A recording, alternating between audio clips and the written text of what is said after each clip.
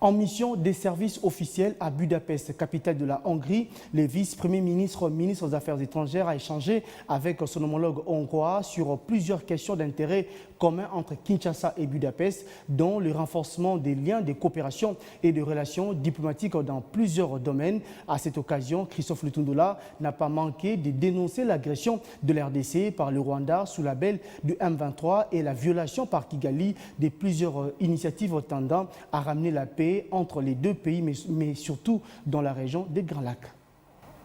En 50 ans de relations diplomatiques, c'est la première fois qu'un ministre des Affaires étrangères congolais foule le sol hongrois. Le vice-premier ministre, ministre des Affaires étrangères et de la coopération internationale, Christophe Lutundula Palapena-Pala, a été reçu par son homologue de la Hongrie, Peter Zizarto. Des échanges sur le renforcement de la coopération entre les deux pays amis, mais aussi et surtout la guerre en Ukraine qui menace la sécurité en Hongrie et l'agression dont la RDC est victime de la part du Rwanda ont été l'essentiel du menu. Sur ces questions, tous les efforts doivent être mis à contribution pour restaurer la paix dans l'Est de la République démocratique du Congo. L'intérêt économique s'est invité sur la table étant donné que la Hongrie est la troisième grande capacité de production de batteries électriques et la RDC, première réserve mondiale du cobalt, élément essentiel des batteries électriques. Filiale de la HBPC,